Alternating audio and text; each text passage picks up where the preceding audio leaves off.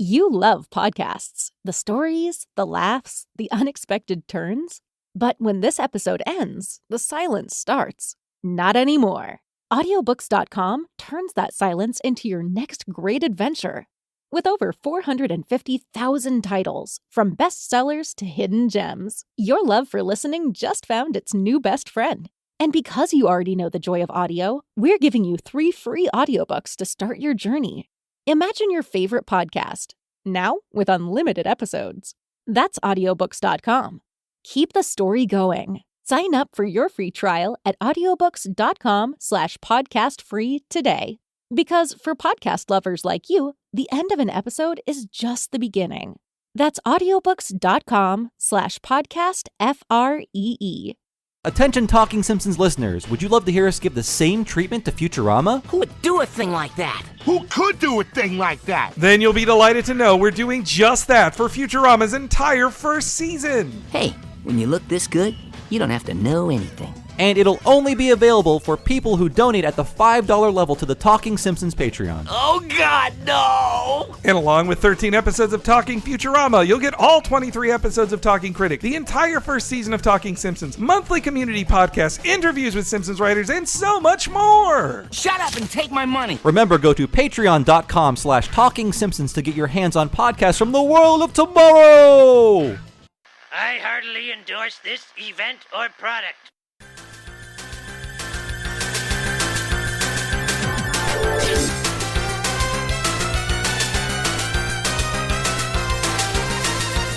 Ahoy hoy everybody, welcome to Talking Simpsons, the only podcast that's full of nude conspiracies. I'm your host, the very disappointed and terrified Bob Mackey, and this is a chronological exploration of The Simpsons. Who else is here with me today? Henry Gilbert, a.k.a. Mumbly Joe. And who is calling in on the line? This is Peitzman with nothing clever to add.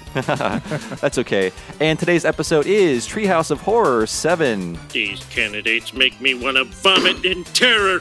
Me too.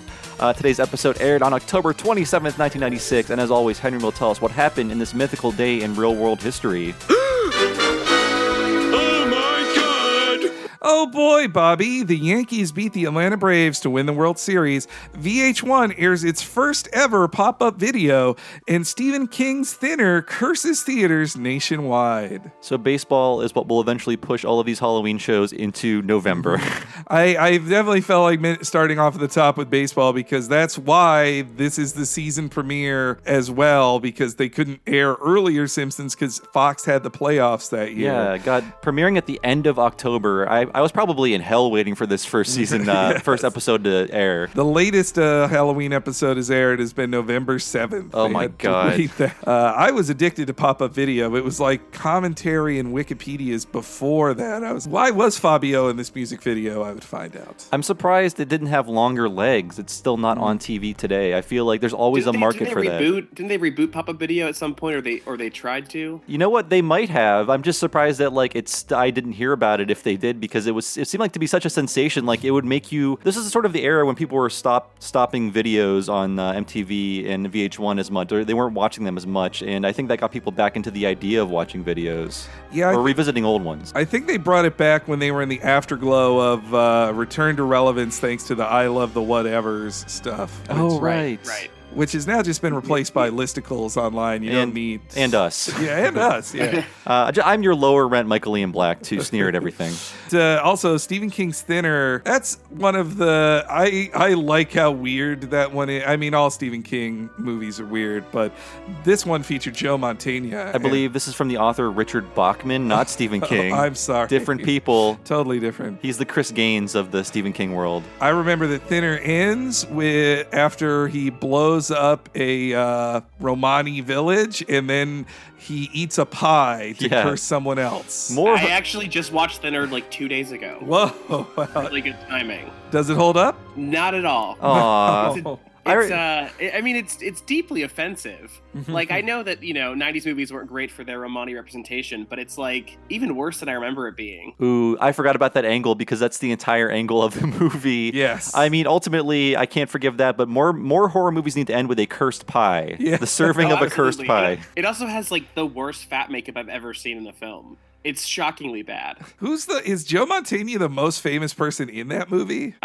Yes, I would say that. Well, Stephen King has a cameo as a pharmacist named Mr. Banger, which is subtle. And Robert John Burke is the main guy. There's no one really famous in it. So Fat Tony himself is starring in Thinner this week in history. That's right. So we're at the 8th season, but our special guest this week, Louis Peitzman, you are a writer for BuzzFeed, and you're a Simpsons fan, right? That is correct. Actually, I'm a season 8 fan. This is like the season that I rewatch the most. Oh, wow. So I've watched this Halloween episode countless times. I'd always wanted to invite you on here, but especially for Treehouse of Horror, because other people have tried to write this, but I do believe your article ranking all the Treehouse of Horror segments is the definitive one on the internet. Well, thank you. It was a labor of love that became a burden because now I have to update it every year, and it's not great, but I'm keeping at it. The only thing that was more impressive than that was whoever ranked every Mystery Science Theater episode, but I think they went mad and were committed after that article was written. No, there's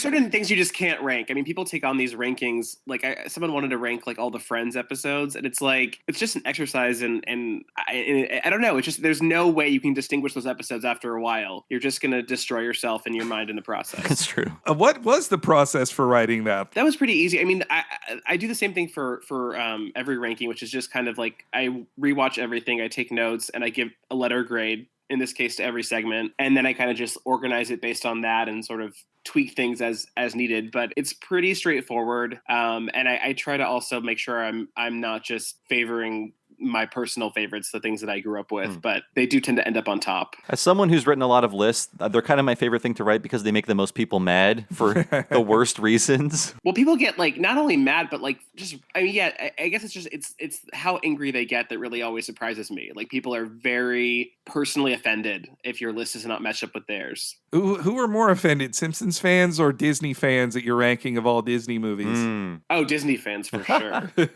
What was number one on that? It was Beauty and the Beast, right? It was Beauty and the Beast, yes. I accept that. That's a good pick. Stand behind. Mm-hmm. Thank you. And I also do agree with your number one on that on the Simpsons list too. The Shinning, I think, is the most. My personal number one, I think, was your number three. Homer sells his soul, but the Shinning is pretty great. Yeah, I think. It's hard to top that. What was your history with the Simpsons too? Like, how early were you a viewer of it? I was watching as long as I can remember. I like one of my earliest memories is telling a teacher in preschool that I was watching The Simpsons and getting like told that was inappropriate. Then you knew it was cool. I knew it was cool. I mean, it came on when I was 3, and I don't know if I was consciously watching at that point, but I really don't remember ever not watching. Like it was always something that I watched, and then as I got older, it was like appointment TV for me. And I would get really upset because there was a time when it was on Sundays. I think it was on Wednesdays or Thursdays and then Sundays. I don't remember the schedule, but I remember that like whatever day it was when I would go to my grandparents' house and I was really worried about missing the couch gag on the way back. I think we covered it. That was like a huge deal for me. It was on Sunday, seasons 2 and 3? Season 1 was Sunday, then it shifted to Thursday. Oh, right. 2 through 5, and then 6 was when it moved back to Sundays. I had it flipped in my head, They had to destroy Cosby. Who knew he would destroy himself? Right. The Treehouse crosses over. Like, you're a big horror fan as well, so the Treehouses must have been some of your favorites. Yeah, I wasn't always a horror fan, but I definitely, I always liked Halloween. You know, what gay kid doesn't like Halloween? Mm-hmm. So I remember always really enjoying them, and I also remember being mystified when they would air after Halloween because it felt wrong. It always did, yeah. Seasons 12 through 13 were the season premieres, just like this is, and they came after Halloween, thanks to just the baseball. delays. Ugh. Yeah, good old baseball. Just air it on a different night of the week if it's gonna miss Sunday. Yeah, it's sacrilege to be post-Halloween. I still can't believe it happens. Yeah. I mean, they even joke about it on the specials now. There have been jokes about how it's now a post-Halloween special. Do you keep up with the show today, Louis? I do not. I watch Treehouse of Horror every year to update my ranking, but that's about it. And then every once in a while, someone will be talking about something. There was a good episode or something that I should watch, and I usually try and am not convinced. But yeah, we'll continue watching the Halloween episodes until the world ends, which hopefully won't be too much longer. It's coming soon. The sweet release. So we should get into the episode Yes. then. So The Thing and I, written by Ken Keeler. He did not know about the movie Basket Case, but apparently the director of this episode did, and he said he referenced a lot of that movie. And I personally, I love the movie Basket Case. It's the trashiest, sweatiest, New York armpitiest movie you've ever watched. Lewis, have you seen Basket Case before? You know, I never actually have seen it. I mean, I'm familiar with it, but I haven't seen it all the way through ever. It's about a creature in a basket, of course, hence Basket Case. And basically, he is the brother of a normal human that was removed at birth and almost murdered. And the brother now carries him around in a basket and avenges all the people who wanted to murder him during the operation or whatever. Wow. Yeah. So it's a revenge. I didn't know that it was a revenge movie. I kind of like that. And he kills an abortionist whose name is Dr. Cutter. Not into that. And the puppet does. It's subtle social commentary. Yeah. I will say the puppet does rape somebody, so Jesus Christ. it's not for everybody, and it's hard for me to watch now, but it's a horrible puppet. Well, this one is number 19 on Lewis's rankings of the Treehouse of Horror. I think that's a fair space for it too. I do also love the opening to this. Like they just cut right to it. Like Homer lights himself on fire. No parody of the opening. It's just let's just speed this up. Homer's on fire and screaming. And it's fine. It's fine. And then the couch gag sees them all just die at the feet of death, which it's even funnier that the first one is Maggie. That Maggie just drops dead. It's like I wonder if they would question now killing the baby. I mean, in the previous year, we saw them all hanging from ropes, right? Yeah, including that's true. a dead hanging baby. Yeah. I kind of like cutting right to the episode, though. I have to say, there's no filler. Mm-hmm. We got some very, I don't know, longer segments, or for whatever reason they didn't need an opening. Yeah, but I think that's admirable. We've moved beyond the age of Marge warning people about the episode. And there you go. You don't need it anymore. And they're always pressed for time anyway. Like this is a good segment, but they want to do a mystery, but there's so little time. They barely have any time for a mystery in this. Like, though it is pretty cool on second watch that you can, when you know what Hugo is and what he is doing, like then the noises, all the sounds make sense. The shadows fit with what Hugo looks like. Mike B. Anderson and his team on the animation side really did this well. Yeah, and it's great. I recommend that you listen to this episode with the Simpsons episode with good headphones on or a nice stereo because it's seriously creepy. The segment is actually very creepy. Mm-hmm. Well, and here, after they are awoken to the noises of something upstairs, and we get a little joke of a cat wearing mittens, which Snowball should be more upset of having her feet covered. But then we get to the morning breakfast. Did you guys hear something moving around in the attic last night? Attic? Oh, that's silly. Seriously, though, don't ever go up there. Homer, isn't it about time for the, Yeah. Go feed it. Fish head, do. Okay, we talk about fish heads. It's like the one pop culture reference in this episode. Homer is singing the 1978 novelty song Fish Heads by Barnes & Barnes, and we do have a clip of this amazing song that I first heard on a Dr. Demento compilation cassette. I took a fish head out to see a movie. Didn't have to pay to get it in. Fish heads, Brody, fish heads, fish heads, eat them up, yum. They can't play baseball, they don't wear sweaters, they're not good dancers. They don't play drums. That's fish heads. So Barnes & Barnes, those aren't their real names. There are two people playing identical twins in this comedy musical troupe. One of them is Bill Mumy, a child actor who was on Lost in Space in the Twilight Zone. I did not know that. In the 70s, I think he just did a ton of drugs and started this comedic music group. And they have done way more than just fish heads. I have another clip. I was diving into the Barnes & Barnes discography for this episode. No one will ever date me again, but I know so much about them now. My favorite song that I found is the song I Had Sex with Pac-Man off of the album I Had Sex with E.T. And imagine if Weird Al was... Imagine if Weird Al was part of the Dead Kennedys, and you'll get an idea for what they are. And I have a clip of this song, too. I'm sorry. Oh, yeah, God. you have to hear I Had Sex with Pac-Man. All right. It's part of the show.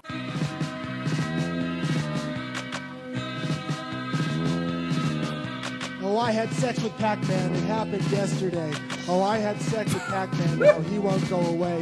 He gobbles me, I gobble him. We're gobbling all day. Oh, I had sex with Pac-Man.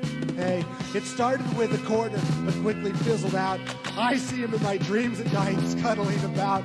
I know this love will never die. His spongy face, his hungry eye, the points mount up. It gets me high, having sex with Pac-Man. Way better than Pac-Man Fever. You know what? I have to agree with you. I like that more. They even reference Weird Al Yankovic. I had no idea that this band was a thing. And Yeah. I have to check out their entire discography. They've been releasing albums up until 2009. I think they just released one in 2016. Wow. So Barnes & Barnes still doing it. Man. The Fishheads people really rode that all the way to whatever they do now. Yeah, the novelty bank. Though, while that I had sex with Pac-Man song, Dr. Demento's not going to play something that dirty. Oh, he would. Yeah, okay. I've heard some pretty randy songs on the Dr. Demento program. I guess I'm just used to the G-ratedness of Al Yankovic that I assume that's what Dr. Demento always is. But because Al Yankovic, if he ever says hell in a song, I'm like, gasp.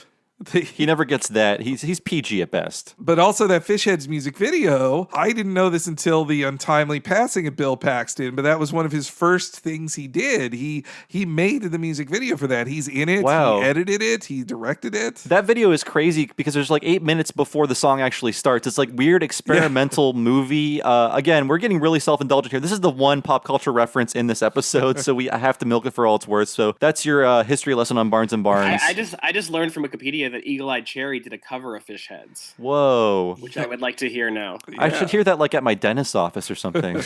My mom was a fan of Fishheads. Like before I ever heard the actual song, if we had fish, my mom would sing the Fishheads song out loud. I was like, this is a weird, what are you talking about, Mom? And then I think I eventually saw it in the pre-YouTube era because I would of course watch any SNL rerun that aired, even the bad 1981 ones, and they put Fishheads on that. Oh, that makes sense. They just played it straight on an episode. Back to the Treehouse of Horror. That Fishhead song was fun too because I think they said that Dan just ad-libbed sang it, and they're like, that's funny, let's just keep it, and then they had to pay for it. I bet they did, yeah. Yeah. I wonder how much that costs. How much are the rights to Fishheads? I bet we could do it. I would bet Barnes & Barnes they're not asking for much. Comparatively, they're not the Beatles. I would hope not. But I don't know, Bill Mooney, he could use the money, and he's, otherwise he just appears at conventions signing things of yep, that's me. I talked to a carrot in that one episode of Lost in Space. You can see him at ChillerCon this weekend. I'm making that up, but it's probably happening. He was also in Twilight Zone. He was the character that Bart played. Yeah, It's a Good Life. It's good that Bart did that. Mm-hmm. Very good. But I also like how, in general, Homer is very bad at keeping this entire secret. He's like, yes. And the time I fed it, I just like the general continuity of this, that they mess around with how Hugo just appeared overnight, but he's always existed. Yeah, they do dip into the Simpsons timeline a bit to mess with it. I do enjoy that. And it's amazing how they were able to keep it a secret for a decade. And when they go, until they suddenly weren't. Yeah, they just suddenly forgot how to keep a secret. Yeah, and then they go upstairs to the attic. They check it out. I love the little visual of Maggie holding the lantern and Bart holding Maggie. And there's a lot of Simpsons, memorabilia up there. There's the Mary Worth phone, Marge's Ringo painting, one of them. Bart's discarded guitar from the auto show. It's the exact same color, too. I looked up a clip. Some B-sharp stuff, and I think the Spine Melter 2000, the chair that Herb got him, rather. Yeah, whatever happened to that? It's so weird. That chair disappeared. Those vibrating chairs from the 90s, they didn't vibrate for long. I'll tell you that much. We had one of those. And there was an I Didn't Do It shirt as well, so. I like seeing this attic because it also reminds me of the kind of junk-filled attic full of continuity that they had in Two Bad Neighbors, but they also redesigned it to make it spooky, to have tattered window dressing, and just it's a much taller attic than they normally are given. And then they have to run away from Hugo. We get to see Hugo in the dark, and you can totally see his character outline when you pause it. Hugo's right there. It's a really great way they play with the continuity here. And here again is Homer being very bad at keeping a secret. What's up there? Yeah, is it a monster? We have to know. Come on, what's the secret? No more questions. I worked my butt off to feed you 4 kids, and all you do it... What? 3? We have 3 kids, Homer. Yeah, 3 nosy kids. And you know what happens to nosy kids who ask too many questions? No, what happened? Does something happen? Does something happen to nosy kids who ask questions? What happened? Huh, Dad? I do enjoy that line a lot. What happens to Nosy Kid?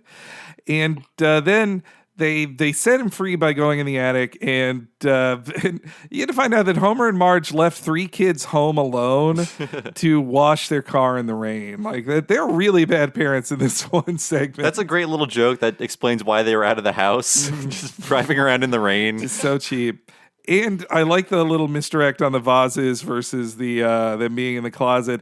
It reminds me of the shorts, honestly, because there's like 3 different shorts about vases. Vases or closets, and then just messing around with them. Yeah. Marge delivers what I'm going to just say here. Our line of the episode jingle, I think we should say for Citizen Kang. Yes. There are some really good lines in the other parts. I mean, this is one of my favorite lines from the show, period. But Citizen Kang has some of the best lines ever spoken by humans. So. Yes. But here's when they find out about Hugo. Bart, do you think it's safe? I don't care. I can't breathe in here.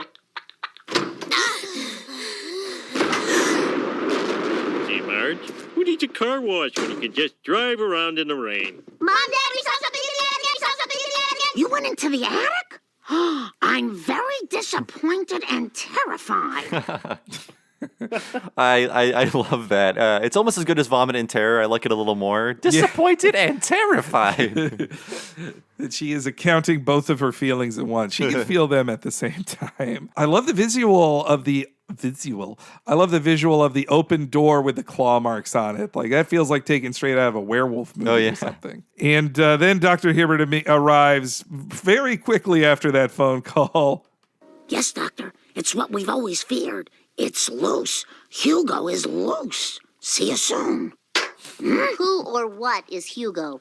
I'm afraid we haven't been entirely honest with you, Bart. You see, you have a brother. So I have 2 brothers? Lisa, please. Yes, Bart, you have a twin brother. You see, when you were born, there was an irregularity. A monstrous irregularity. Yes, I remember Bart's birth well. You don't forget a thing like Siamese twins. I believe they prefer to be called conjoined twins. And hillbillies prefer to be called sons of the soil. But it ain't going to happen. Now, normally the birth of Siamese twins is a joyous occasion. But unfortunately, one of them was pure evil. I do really enjoy Hibbert meeting Marge's scream with, Yeah, I'd be shocked too. It's like, you called me here. I like that little scream. I don't know. It adds a lot for me. Yeah, I like that a lot. The and also just that how Hibbert's choice of words first on conjoined twins, and then also saying that it's normally a happy occasion. But Lisa just gets dumped on twice in this scene. It's like, quiet, Lisa, and then like Hibbert just being very patronizing. It's like, it's not going to happen. I'm not going to change the way. When did we stop saying Siamese twins? Like, when did that become the non-PC way to refer to conjoined twins? I think like whenever this was the era in which Jerry Springer would have those conjoined twins that would play like country music, and one was much smaller than the other, and she like sort of sat in a high like rolly chair. Yeah. I think they were promoting the use of the word conjoined, and that sort of caught on from there. Yeah, I remember. I think this episode might have been the first time I'd heard that term conjoined used, and found out that it was the preferred term, especially with. Well, then it connects to that. What was that? The conjoined twins movie from the Dark Half. No, from the Farrelly brothers. Stuck on You. Stuck on You. Yeah. That's the one. Yeah, I think that's when it really I think came. a movie up. that they came up with They got the title first and then worked backwards. Yeah. Yes. I mean, I cashed in my chips with Shallow Hal. I didn't follow him that far. If you watch that movie, you get to see Cher play herself. Ooh, that doesn't happen very often.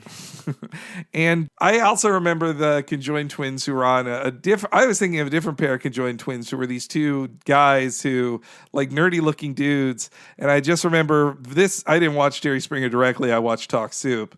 And I remember a clip on there where they asked someone in the audience, like, "Are you guys virgins?" And they're like, "No." And then they high five each other. Cool. Oh my God. Wait, were these the guys that galloped? There were those two guys that they were kind of facing each other. And Yeah, so these when were the when they facing each moved, other they guys. Yeah. They would sort of gallop. That's It was right. Oh my fantastic to God. watch. I mean, I don't want to offend any of our conjoined twin listeners, but you're supposed to devour your twin in the womb. You get rid of that Yes. before birth. That's the plan. Speaking of the dark half, Yeah. since you mentioned the dark half, which I also just rewatched, I'm rewatching every Stephen King movie. Is what's happening. And they later Which is made why that. oh no, that's just why I watched the dark half and thinner recently. Not for my enjoyment, but because I am watching every Stephen King movie, and it's a serious undertaking. I think they later remade the Dark Half into like a TV series with Anthony Michael Hall. Am I misremembering this? That's the Dead Zone. Oh, the Dead Zone. Okay, it's a different Stephen King thing. Yes, the dark half would be really hard to pull off as a series. There's not much going on there. I mean, there's 800 Stephen King things. That's true. Kudos to you for being able to watch all of them, at least every film. I don't know what I signed up for. Well, I'm doing every film, every miniseries, and every like limited series because that counts. But I'm not doing full on TV series like The Dead Zone, and I'm not doing I'm not doing things that were written by him for the screen. Okay. Only adaptations. I'll otherwise I would go insane. I'll only watch the movies he directs.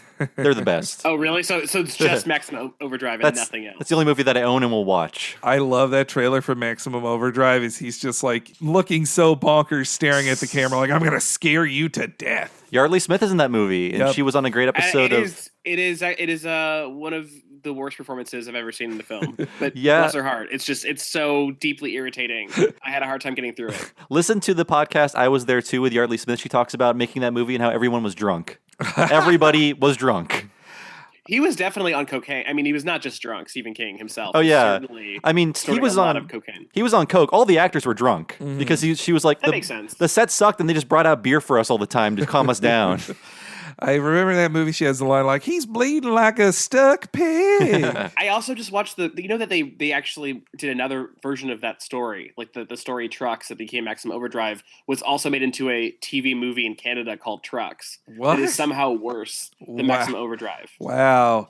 Well, at least Maximum Overdrive looks like it has some money, like some budget to it. I mean, they could afford to license Marvel Comics character the Green Goblin for it. For a long It's time, very confusing why the Green Goblin is so central to that movie. yeah, I mean, for a long time, I thought that was a Spider-Man movie. I'm not even kidding. I never saw him like, well, Spider-Man must show up at some point. I know this Goblin guy's associated with him. Spidey will save us.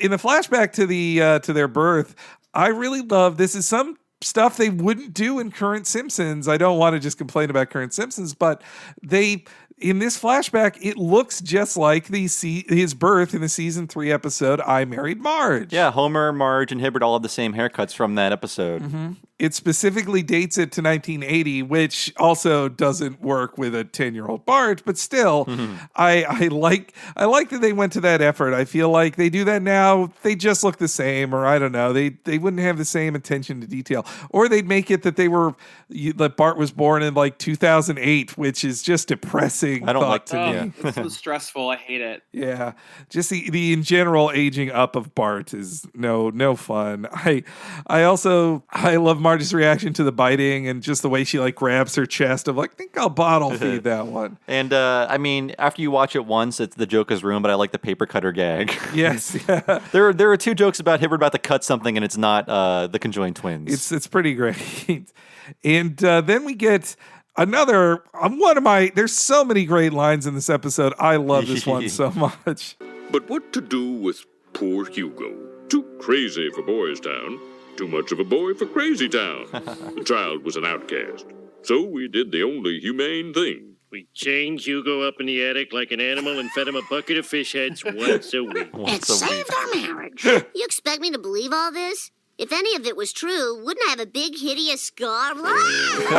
We've got to find Hugo. We'll search out every place a sick, twisted, solitary misfit might run to. I'll start with Radio Shack. Right. Art, you stay home and tape the hockey game.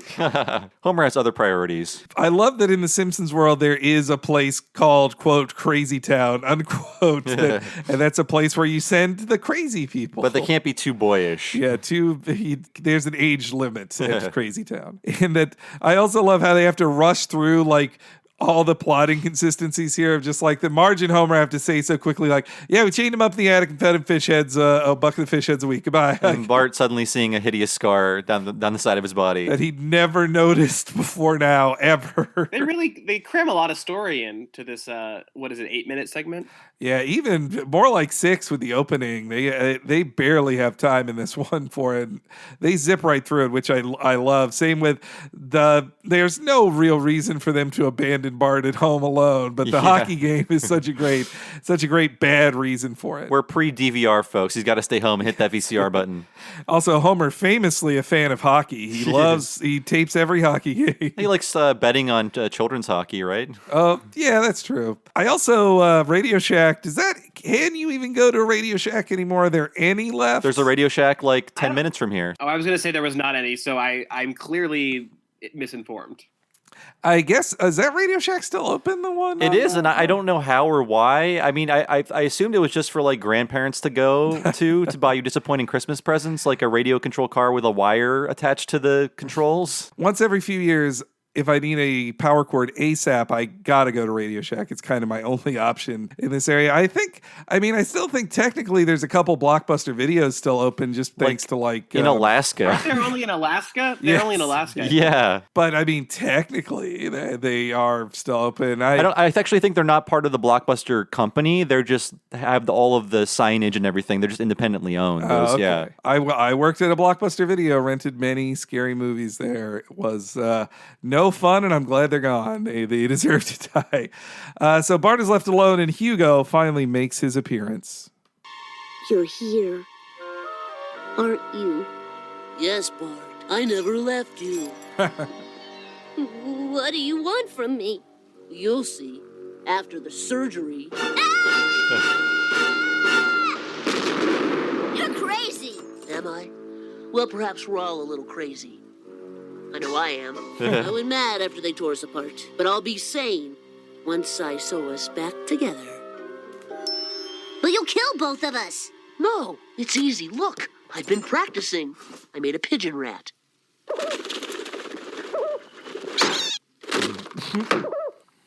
Well, let's get started. Hey, the pigeon rat survived. Yeah. It's not a good life. It should, though I don't trust he's having to sew himself together there, so I have a feeling he won't do that. Not as much control. So we did Talking Futurama, the first season of Futurama, available only on our Patreon, and having watched all of the first season and doing all my notes and research for that, I do hear a lot of Futurama-y lines in some of these, especially when they're written by Futurama writers. So this segment is written by Ken Keeler.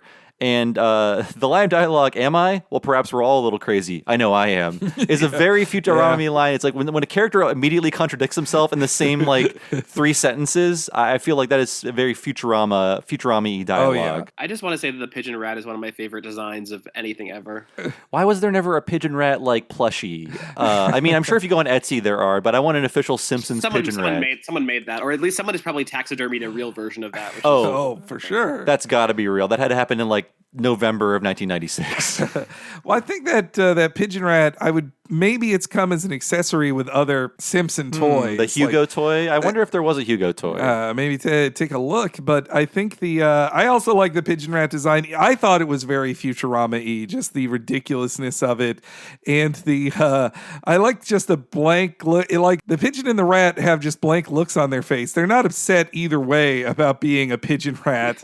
They've just come to accept it of like, well, sometimes I fly and sometimes I crawl on the ground. That's just how it is. They adapt well, those creatures. Yes, that's true. So I think the Kid Robot version of Hugo has the pigeon rat. Oh, nice. Just in the nick of time to say, Bart, Hibbert is here.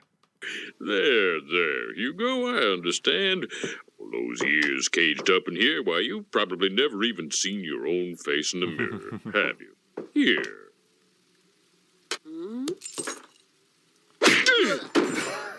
We think we saw Hugo at the airport. He was boarding a plane to Switzerland.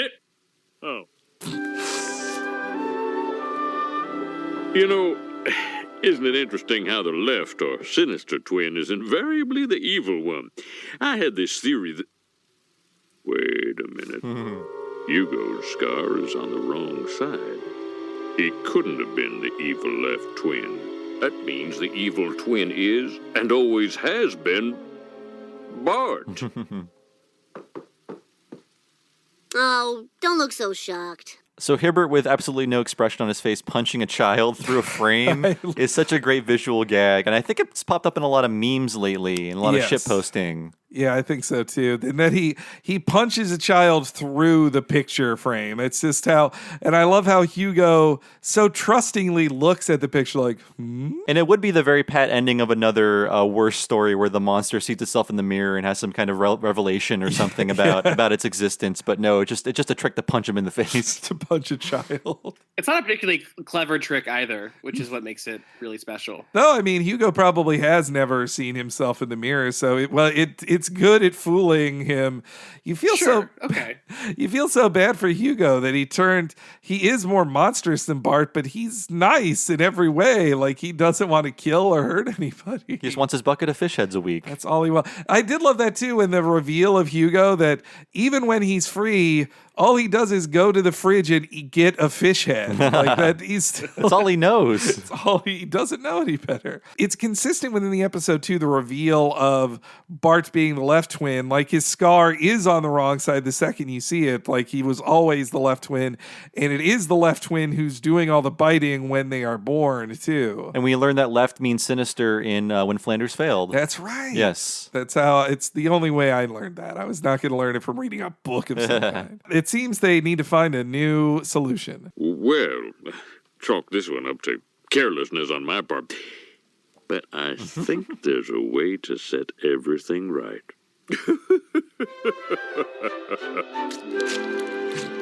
Care for a drumstick, Hugo? Mom, Hugo's eating his napkin. Hey, can I have some turkey? Oh, you finish your fish heads, then we'll talk. Both of their humane solutions involve chaining a boy up in the attic and feeding him fish heads. I wonder how they arrived at fish heads as a food. Maybe they have a connection with a fishmonger who can get them all the fish heads they want for free. Yeah, I feel it's a fairly inexpensive item. Yeah, I love that they have to accept, like, well, we need a balance here. Someone needs to be in the attic. Yeah. Bart has proven that he cannot be in the attic and exist, but no, he needs to go upstairs. And ultimately, Bart has committed more evil in the world than Hugo. Hugo was never given a chance to be evil, truly evil. There's been different levels to how evil Bart is. Like, he's sometimes a rapscallion and other times has been in flashbacks seen as the Damien from The Omen. I also do love that they flash forward to Thanksgiving at the end there too, which, when you're watching this at Halloween, you're already thinking of like, oh yeah, Thanksgiving, that's coming up too. See, they could have aired this in late November and it would have still been timely. I would watch, even when it wasn't a new episode, I'd watch the reruns on Sunday night. And it was always funny when the Halloween special came around in like March or whatever. Same with the Christmas episodes too. Yeah, I can do a Halloween episode any time of the year, but Christmas, I needs to be in the Christmas zone from like Halloween till January 1st. Remember when Cartoon Network would do the Christmas in July marathons? I always would think that had to be like some contractual agreement. Like, if you license these shows, you got to show them twice a year. Like, the kids need to see the Pac-Man Christmas again. I can't think about Pac-Man the same way ever again after you played that song. God, I mean, Pac-Man for me. The spoiler at the end of that song, it's revealed that Pac-Man left that man to date Weird Al Yankovic. So, that Pac-Man, you can't trust him. Did Miss Pac-Man exist at that time, or was it pre-Miss Pac-Man? That's from a 1982 album, so I think Miss Pac-Man was 83. Oh, yeah, so okay. Yeah. I was wondering, like, if it was made in a world post-Miss Pac-Man and they chose to have it about still having sex with Pac-Man instead of Miss Pac-Man, that's an interesting choice to me. I'm sure people are asking, is there a Miss Pac-Man? But there was no answer until the next year.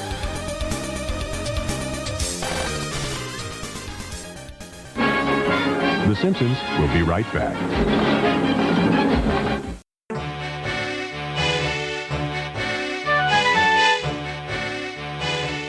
Hope you're enjoying your fish heads for this Halloween in July episode, and welcome to the 8th season of The Simpsons and Talking Simpsons. And we appreciate all your support here. And did you know that every season, at the end of it, we do a season wrap-up where we go over all of the news and events that happen in the world of The Simpsons and pick our favorite episodes and favorite characters of the season and do a whole deleted scene special? Well, we do, but it's only on Patreon. You can only hear it if you sign up at patreon.com/Talking Simpsons for just $5 a month. You get access to that and tons more things, including every episode of Talking Simpsons a week early and ad-free. You can also hear all of our cool interviews that we've done over the years, including our most recent one with Mike Reese, executive producer of The Simpsons for almost 30 years, who wrote a brand new book, Springfield Confidential, and he tells us all about it. Not to mention you get access to the entirety of Talking Futurama, where we go through the entire first season of Talking Critic, where we covered the entire Critic series, even the webisodes. Check out all that and so many more things at patreon.com/Talking Simpsons and support us today.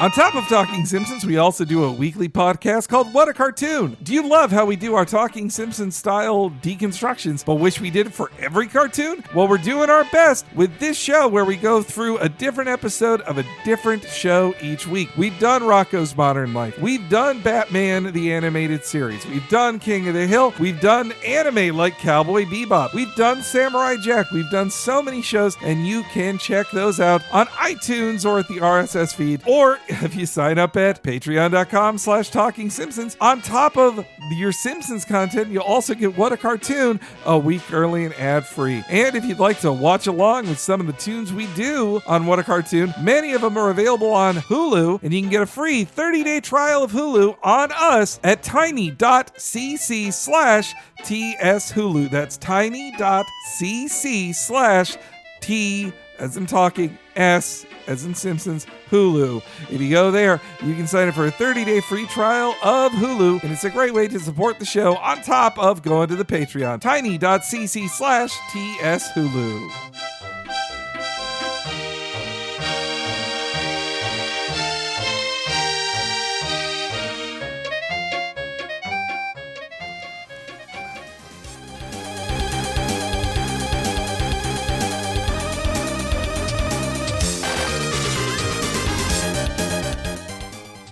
So then we move on to the Genesis Tub, which Lewis ranks as number 10 all-time of the Halloween segments. So this is a parody of the Twilight Zone episode, The Little People, and that is currently on Netflix. Have either of you seen this episode before? I think I must have, but I don't remember it. It's pretty stupid. I'll explain it. So, like a lot of Twilight Zone episodes, it's two people having a very stagey argument and saying each other's names a lot. But I find that very entertaining. So what happens is two astronauts have to make an emergency landing on a planet. One of them is very sensible. The other one is very like brazen and sort of like shiftless. And that guy finds a tiny civilization and he decides that he's going to be their god. And he goes insane and they build a giant statue of him.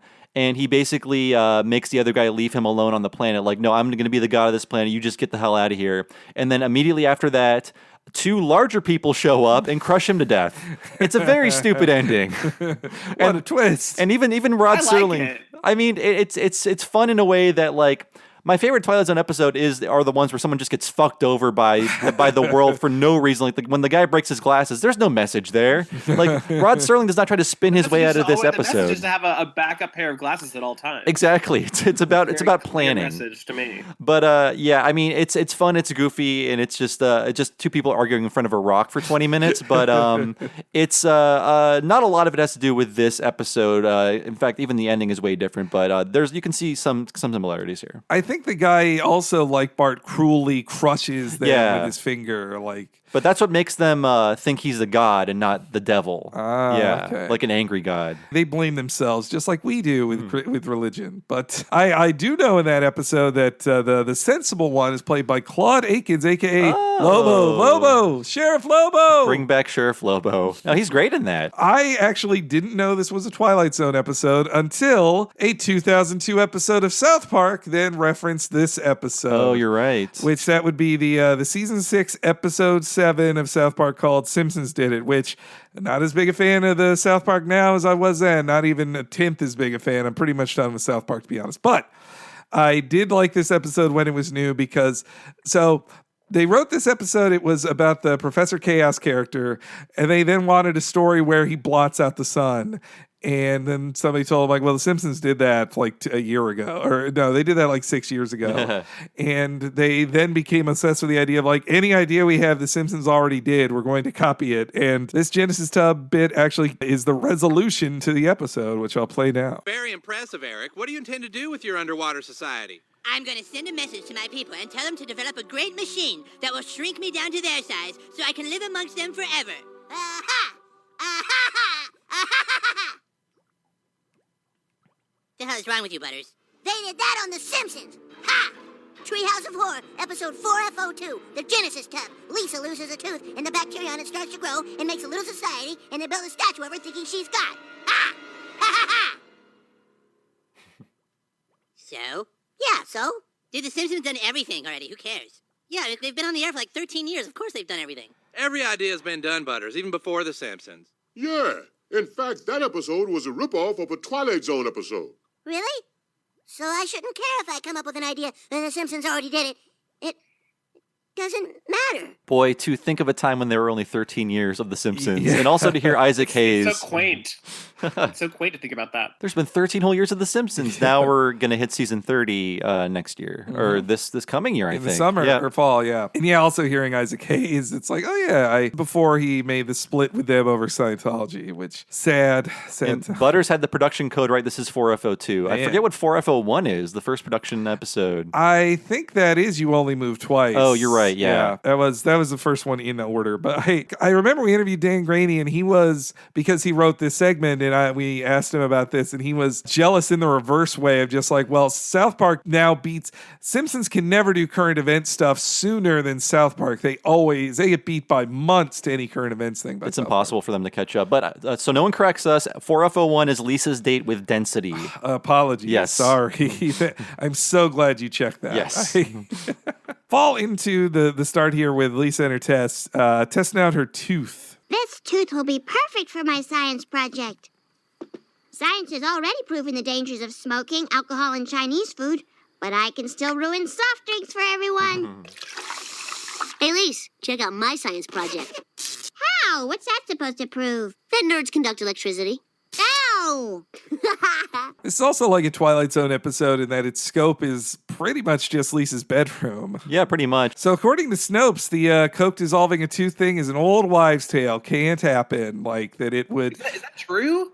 I always believed that. According to Snopes, they have quotes from multiple sourced scientists saying like, no, it won't destroy a tooth. It couldn't even destroy like a fly's corpse overnight. They showed off in there. But Bubble Yum is still full of spiders. How many like kids tried to do that science experiment at some point and were disappointed that their teeth did not dissolve? I know so many. That's why it's such a perfect like little kid science experiment. That I mean, yeah, little kids have access to teeth, and soda. Yeah, free teeth. Well, they also, when people talk about the tooth decaying nature of soda, it's like, well, you don't keep soda in your mouth for 24 hours like you do with a tooth. I do. I like to go to sleep at night holding a bunch of soda in my mouth. Well, also, Lisa mentions Chinese food. That goes to the fears of MSG, which has been debunked. Heavily debunked. And MSG is delicious. I believe the fear for MSG was people would be allergic to it, and that's why you'd see a lot of restaurants saying no MSG, but it's like the secret like sixth flavor or whatever. Yeah, it's what is it umami? Related to umami? I think it is. Yeah. Well, MSG is tangy. MSG is the flavor that goes on Doritos. Oh, okay. It's that kind of sour, delicious, tangy flavor that's on like most chips. I call it monosodium glutamate. Yeah. you should sprinkle MSG on everything. It is delicious. And a lot of that fear mongering was super racist. It was always about, Chinese restaurants and, what they were putting in the food. So yeah, I mean, we should all eat more MSG. Growing up in the Midwest, I did not eat Chinese food until I was like 18 because the rumors were they're dirty. Their food is dirty. Yeah, no, the MSG fear is so racialized that until the 80s, and maybe into the 80s even, the common term was Chinese restaurant syndrome. Oh my God. That was the official title for it. That's crazy. I didn't even know that. And then it Holy just shit. spread from like in the 50s, a Chinese restaurant was a new idea still for very much of America. And the idea of like, oh, I tasted something I don't understand. And then my neck started feeling weird and I got some numbness in my arms. And it's all seemed pretty psychosomatic. I think a lot of it is just that like Chinese food's also very salty. And if you eat a lot of very salty food, you feel a little weird afterwards. Yeah. I think that's why Americans started making up their own bad Chinese food like chop suey. Just like, well, this, I guess, this could be Chinese food, honey. It could be anything from the far off east. So Lisa is wrong. Chinese food has not been ruined. Another Futurama dorky, all this science stuff definitely feels very Futurama-y. It's a very nerdy joke, the idea that your microscope is at 1x, that there's a 1x setting on your microscope. But you have to be a nerd to even think of that. And then Lisa awakes to quite a discovery the next morning. Tiny little people. My God, I've created life. Lisa, breakfast! We're having waffles! Ooh, waffles. Hey, these aren't waffles. These are just square pancakes. I'm sorry, honey. The waffle iron's in the shop. That waffle iron's been in the shop forever. So, how are my little Stone Age tub dwellers? Oh my gosh, they're evolving so quickly. They've already reached the Renaissance. Wait, one of them is nailing something to the door of the cathedral. I've created Lutherans. I really enjoy, they have so little time in these segments that they waste time sending Lisa to the kitchen to be disappointed with square pancakes. It's a great joke. I don't know. It seems worth it to me. No, I like it. I like how they're squandering the more interesting science stuff with pancake disappointments. Yes. It's a very Simpson thing to do. First, the idea that Lisa finds waffles more exciting than creating life. And then second, that the work Marge puts into making square pancakes too. That's so funny.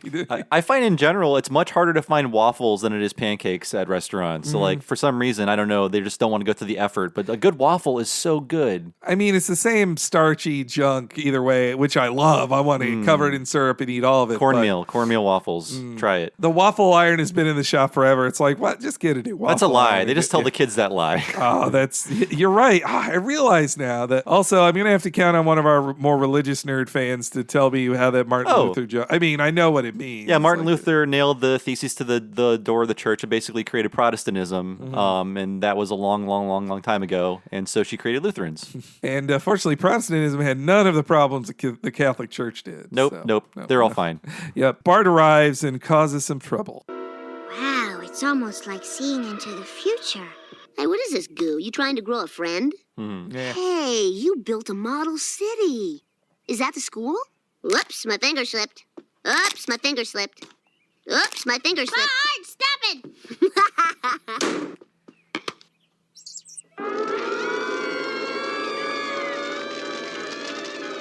Oh, my poor little guys. That Bart is so rude. So in the Twilight Zone episode, the guy starts smashing stuff not to get even with anyone or not to like mess with anybody. He's just a budding sociopath. It's like, what would happen if I crush these people? That's scarier than Bart. Bart's an innocent sociopath, but I at least like to read that Bart at this time doesn't think they're real. Yeah, he thinks it's fake. When he says model city, he thinks it's fake. Though I love that Lisa has like almost a Stephanie on Full House reaction to a Holocaust, like a little people. How rude. So many are dead. And Lisa is just like, that Bart is so rude. How many people are there? I mean, it's not really that much room, right? It's a pretty I guess big. the microscope is making it look. I mean, I guess there are going to be a lot of them shoved in there. It's a pretty nicely sized city once we get down in it. You got to figure everyone in the city is there when Lisa gets teleported down, and that looks like thousands of people, at least 1,000. I also like that everything is central to the tooth. When they go, this is skipping ahead a little bit, but when you just see in there that everything is central to the tooth, they all built around the tooth. The tooth is like their church, the one church. One of the guys has like a scepter with the tooth on it too. Yeah. It means everything to them. I just love that silliness too. And then we get not good for audio spaceship battle, which is like, it's insane that on this TV show, they basically do like a Star Wars trench run on shooting Bart with spaceships. It kind of reminded me in anime when they'll do like a first-person perspective shot, like in animation of someone moving down a hallway or someone like running or like a car driving down the road. Like they used the computer to figure this out. This is not computer animated, but like with the pan around the car in Bart on the Road, they used the computer to figure out the logistics of how the camera would move and what everything around the camera would be doing. So that's why this looks so good. I especially love them going over the blanket towards Bart, like and then they have a very cartoony thing of like flying between Bart's ears as if there's nothing between them and shooting inside of it, and the smoke coming out of his ears. He's like, oh, like ouch. So I would think somebody flying through my brain would kill me. Yeah, it should. And then we get another like great line. I just love the alliteration of this line. Yeah. Your micro jerks attacked me. Well, you practically destroyed their whole world. You can't protect them every second. Sooner or later, you'll let your guard down and then flush. It's toilet time for Tiny Town. I think of that like once a week. It's not like even like a great joke, but it's a toilet time for Tiny Town. It's fun to say. It is. It really is. Though I think about it, but it's not one that you really can reuse. The best Simpsons lines you can reuse in real life, but toilet time for Tiny Town doesn't have any practical use. Oh, I gotta give tons of reasons why I would say that in any given day. When I get rid of my Lego cities, it's right down the toilet. Again, if there wasn't Citizen Kang, that's a contender for line of the episode. And I also forgot like how fast this episode goes. Like the second Bart's gone, she's teleported away. Like they gotta move so fast. She's debigulated, Henry. Oh, pardon and me. I have to say also the little like halos of science stuff going around her, that is taken from the movie Metropolis. Mm-hmm. The first version of that movie. The classic one from the 20s. The robot radiates that, I believe. Yeah, it's not it doesn't work as a debigulator in that, but it's the visual effect is the same. And I remember too, to go back to that Dan Groening interview, I accidentally thought that this came before he invented the word embiggen. And so like, oh, it's kind of like this prefigures embiggen, this debigulator. And then later he like texted me to correct me, like this actually came after embiggen. So I did not steal for myself with that. Embiggen came first. Okay, like I want to say that David S. Cohen, creator of most of the fake words on The Simpsons, he created debigulator, but then Dan created rebigulator. Is that how it worked out? I think based on the commentary, Dan Graney makes a joke like, my job is to like one-up David Cohen's fake words. Yes. Well, I just love the Dan Graney. He remembers, he has seemingly one of the best memories for who came up with what joke, usually whether it was him or whether it was not him. Well, you got to think of all of the intense rivalries happening in that room. Like, oh, I wanted that joke. I'm funnier. I would have exactly been that person. Oh, me too. So I also love that in the world that Lisa created, somehow through evolution, a Frink exists within it as well. Yeah, I'm glad that there weren't like different versions of like every Simpsons character. Frink is the only existing Simpsons character to just be there. Just a Frink. And yeah, let's hear. Not that we see. The others could be somewhere else. That's true. They could be just off screen. There is Bill Watson, my favorite character. It worked. The debigulator worked.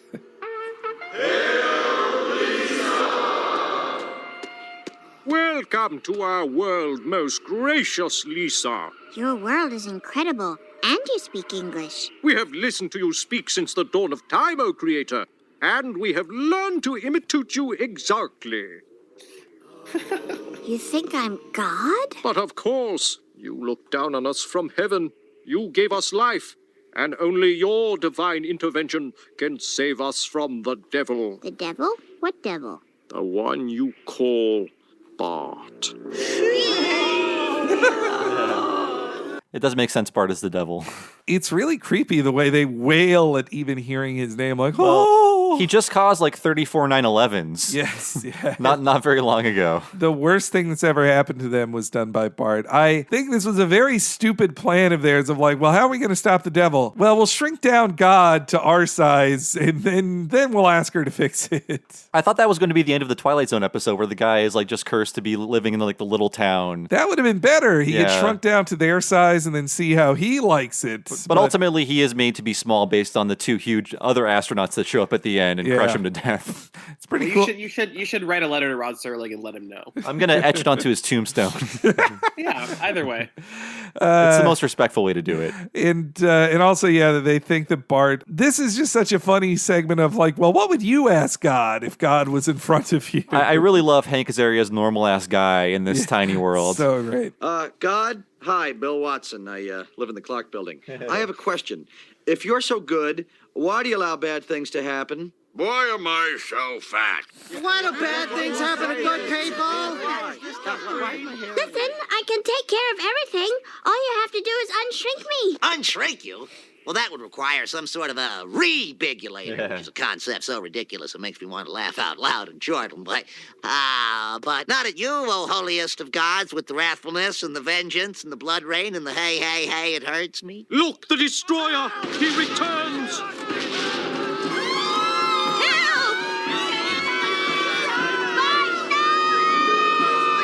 Apparently, there was a lot of scenes in this, or just a chunk of stuff they had to take out about how bad it was to live in the Clark Building. Apparently, the Clark Building was a real hellhole. They love that Clark Building. So I wonder, doesn't time pass differently down there? Like, I don't want to overthink this, but if they were evolving that quickly, shouldn't the time be totally off? I mean, wouldn't Lisa be an old woman? I was Bart attacked. I was definitely overthinking this quite a lot. Me too. That Lisa, time is accelerated to the point that every time she looks away, a millennia, at least 200 years passes. But then once Lisa's there, their time is just stopped, and they seem to live as long as she does. Instead, she should be watching them live and die in front of her in super speed, but that's not as funny. Or the rest of the world outside of the tub should be going super, super slow, like barely perceptible. Yeah. Like she should just be in the room for the rest of her life with nothing changing. That's true. Yeah. That's very dark. That's a very dark ending. That's more dark in this style of I have to say, one of the most disturbing, we talked about it when it appeared last year, but one of the most disturbing Simpsons Treehouse ones ever might be Homer eating himself. And that would be on the level of Homer eating himself. That was hard to handle. It was. Oh. Where did that one rank, Lewis? Sorry, this is just off the top of my head. I was curious. I don't remember. I did find it to be very disturbing. Yeah, just the way Homer walking around with less of himself hiding beneath oven mitts, ugh. And just carving parts of his body off. Yeah, just you know what, I'm gagging thinking about it. Let's move on. So we get to the end here, and the milk carton ukulele for Martin is one of my favorite visuals. He's so disappointed, and this is no diorama rama, but I do enjoy how at the end Willie's ordered to throw away all of the experiments immediately. First-rate work, Bart. This universe you've created is even more impressive than Martin's milk carton ukulele. Willie, you can throw out the other projects. We have a winner. Principal Skinner, wait! I created the universe! Give me the gift certificate! Oh, great. Stuck in this lousy tub for the rest of my life. Shouldn't you people be groveling? And bring me some shoes. Nice ones. She'll want socks, too. I'll get socks. It's a good act break. They knew how to make socks in that world just from seeing Lisa above them. It's very advanced society outside of the Clark Building. Yeah. I love how just empty Willie's eyes are too, as he's just throwing away all their science projects. He doesn't care. He does not care. Really don't care. All right, so then we get to the best one of this episode, the number 2 on Lewis's rankings. So Lewis, do you recall what ultimately made this be your number 2 choice on the ranking of segments? I mean, I think that it's definitely the most quotable of all of the Treehouse of Horror segments, I would say. Mm-hmm. It's probably my personal favorite. I think that I tried to be a little bit objective in terms of overall quality, but I think that personally it's my favorite. Yeah, there's just so many good lines here. It's very politically cynical, which I enjoy. It could only happen in 1996. This was, I think back to how they try to make so many Simpsons episodes timeless, and this one only works for 9 days. Yeah, and we should remind people, in case you forgot the production schedule of The Simpsons, this was likely written towards the end of 95 or the very beginning of 96. So I believe at that point it was pretty clear that Bob Dole would be the frontrunner in the Republican Party for the nomination. The rest of them were just total wieners, I guess. Not that Bob Dole isn't a wiener. Yeah, he's a wiener of his own brand, but he was the strongest wiener. Yuck. And he was a veteran wiener. I just said what a visual. Yes. Well, he eventually was a spokesperson for strong wieners. That's true. That's true. I had a high school teacher who was his main job was a preacher, and he got to be a teacher in high school. I'm just like, what the fuck? Like, how are you allowed to do this? It was 2000, and he was the run up to the 2000 election, and he was so offended that Bob Dole did boner pill commercials. He was so mad. He's like, my candidates are better than doing boner pill commercials. Listen, get over it. He did also like a MasterCard commercial. Wasn't there a commercial where he comes home and everyone doesn't remember Bob Dole, or they remember him and then they ask for ID or something? Yeah. I remember that. Yeah, I mean, I don't know why I have a lot of Bob Dole memories. I remember that I had a very visceral nightmare about Bob Dole during the '96 campaign that I'll never forget. He was a very charismatic guy, but I mean, people need to get over the fact: A, Bob Dole kills people; B, Bob Dole fucks. Just get over it. And Bob Dole still alive. And he will be alive long into the future. He is 94 years old, and I feel like we should play the anti-death jingle to ward off the curse of Talking Simpsons. Please do it. Buzzards, I ain't dead yet. Yeah, Bob Dole is still hanging in there, and as Dale Gribble says, he's a fake in that dead arm. Well, I don't know how much you've seen of Bob Dole lately. Oh, yeah. He pretty much, he can just get on the phone and shout just kind of wheeled around. If you want to see a very depressing picture, it's him surrounded by the other Republican ghouls giving him an award last year. All he can do is dial and yell. And then he is, I looked up Bob Dole as well, and unlike a lot of his Republican assholes that he came up with, he actually isn't even trying to pretend to be distant from our current president. Like, Paul Manafort worked on his campaign. Right. He sent him to the Trump campaign. He worked with them. He is more friendly he was the only living Republican nominee for president that went to the RNC the year Trump was nominated. Like, that's how cool he is with our current president. He can't even pretend to be offended by him. So Trump is invited to his funeral. Yes. Okay. Yeah. I'm sure he's sending out those invites soon. I mean, you got to think about these things. But I also want to say that I think what made him of course he was running for president. He was very popular. What really put him in my mind as like a comedic figure was Norm Macdonald's admittedly terrible impression of him. Even Norm Macdonald will say that. He's like, it was a terrible impression. I don't do impressions. Well, he did a good Larry King, I'll say that. And a good David Letterman. What am I saying? He does some good impressions. But Bob Dole does this. Bob Dole says this. That was his entire impression. Like just saying Did Bob Dole speak of himself in the third person a lot? It happens once in this episode. I think he did, right? I thought that was his thing, or maybe I just believe that now because I was ruined by the impression. It could be one of those Carvey things where Carvey created like a new character based on George H.W. Bush that wasn't really him, and we just sort of took that as the real person over time. I feel like I remember seeing Bob Dole at least give some speech about if you don't know Bob Dole or Bob Dole isn't known for, but he maybe did that once and just we all extrapolated from it. But also I knew of Bob Dole when I was 14, and I saw way more of the impressions of him in things than I saw news. And I'm kind of surprised. So Phil Hartman does play Clinton in this episode, doing his SNL Clinton impression. I'm just like, why couldn't they get Norm? It would have been great. I mean, Harry does a great Bob Dole, don't get me wrong, but if you're going to get one SNL guy, bring the other one on. You know, it's still a great segment. Don't get me wrong. I looked it up, and apparently he did speak in the third person during the debates. So they really just at least once, but I don't know if that was enough to really make it a thing. Yeah, someone just took that and ran with it, I guess. This is also the triumphant return of Kang and Kodos, who they had been in minor appearances every year, though they joke about how they almost forget to put them in some years in the Treehouse episodes. But their last real plot appearance in a Treehouse episode was in number 2 with a monkey's paw. Ah, that's right. A board with a nail in it. Yes, yeah. This is their first big return, and that's why they have to be reintroduced, renamed, all that stuff. And first, I love Homer fishing. That underwater shot, looking up at the sky as the flying saucer arrives, is wonderful. Yeah, they didn't need to go that far, but so many great shots and angles in this episode. Yeah, and the UFO catcher, literal UFO catcher, grabbing him is pretty funny too. too. And dropping him the first time. Yes, yeah. Homer meets the aliens for the third and first time. Oh my god, space aliens. Don't eat me! I have a wife and kids! Eat them! Silence! We are travelers from a certain nearby ringed planet whose name we'd prefer not to mention. My name is Kang. And this is my sister, Kodos. Hello.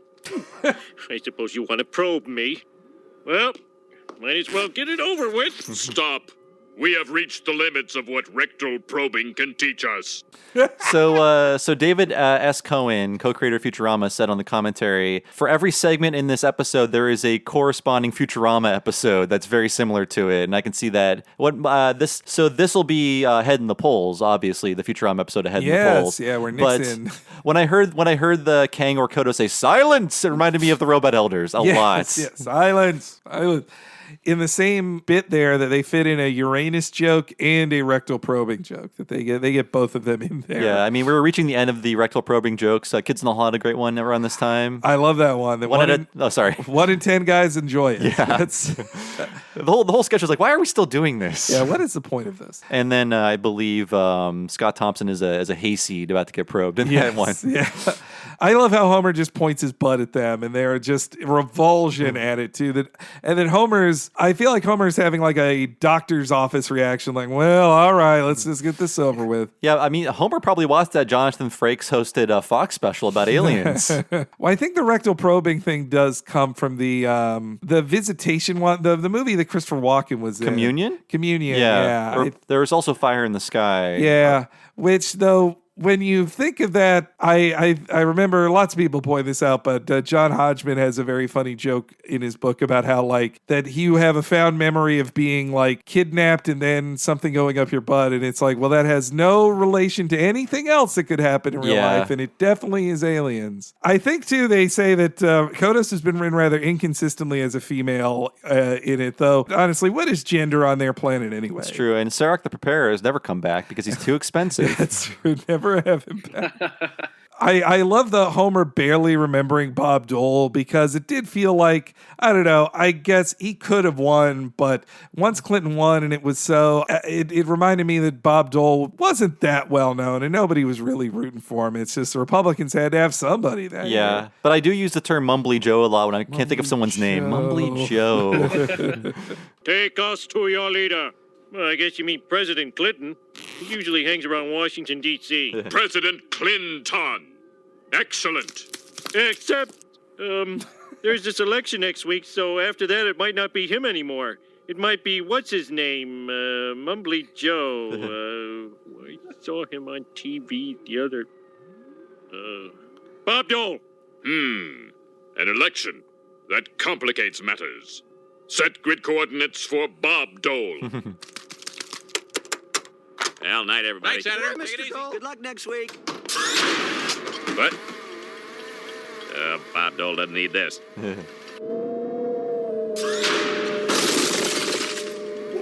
What's happening? Is it noon already?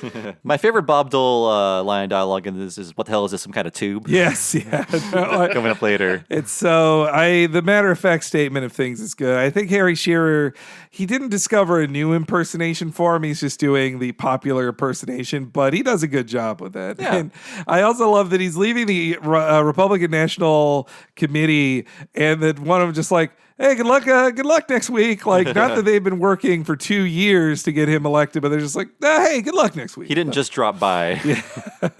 Also, did you know not only Paul Manafort, but Roger Stone, like insane, crazy, racist Roger Stone of the Trump campaign. He also worked for Bob Dole. Like, on his people. Roger Stone has worked on every presidential Republican campaign since the beginning of time. Yeah. That's true. He's a 3,000-year-old demon, and there's no other explanation for his whole shtick. Yeah, no, I mean, no non-immortal wears that kind of top hat in public with a cane. Absolutely not. You got to wonder what deals with the devil they made. Like, Kissinger is still alive. He looks like a Left 4 Dead infected now, but He had to make some sort of demon contract to live this long. Yes, yeah. Oh, God. He's a boomer, everybody. Yeah. Get away from him. That clip again, or not worried about it? Do you want to play that clip again to ward off death for Kissinger? Oh, certainly no. not, We no. welcome death for Kissinger. This shows you where they were at with Bill Clinton jokes that I think in 96 you could do a Bill Clinton philanderer joke, but this is really before the whole blowjob thing exploded on us. Yeah. I mean, the previous year. The phrasing of that was not great. But go ahead. Yeah. The previous year on The Critic, we had the headline "Fat Lecherous Hillbilly Elected." That's true. Yeah. But instead, this is just the lazy Bill Clinton who sleeps in and doesn't even do anything, that's just the Obama complaint as well. Like, it's just the old lazy thing. What shocks me watching this now, to think if you made today, or even, let's say in the Obama administration too, just to keep this bipartisan, if during either of these, The Simpsons did a Halloween segment where the president is stripped naked and later killed, I feel like you could not do that. Or during the W administration either, they wouldn't have done this. Yeah, and I keep thinking back to I think we referenced this earlier on the show actually, when there's the wax museum with Reagan's head on a pike. In Game of Thrones, some clever prop person found a George W. Bush like mold or whatever and stuck a head on a pike, and you could barely tell it's him. It's on screen for like half a second, but they had to recall DVDs because of that, and it was not at a time where George W. Bush was liked. Yeah. So like killing two presidential candidates on the air, one of which is a president, it seems pretty crazy, but also like super daring and great. It's a great joke too. I felt like they could have survived in space for a while, right? they immediately died. And Homer is killed They're both. doing fine. And yes, we get to hear about the nude conspiracies. What the hell is this? Some kind of tube? Hey. Well, thanks for taking care of Dole for me. Hey!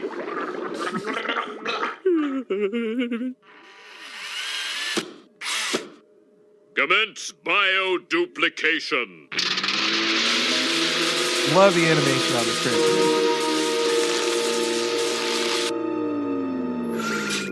Oh no, aliens, bioduplication, nude conspiracies. Oh my God, Lyndon LaRouche was right.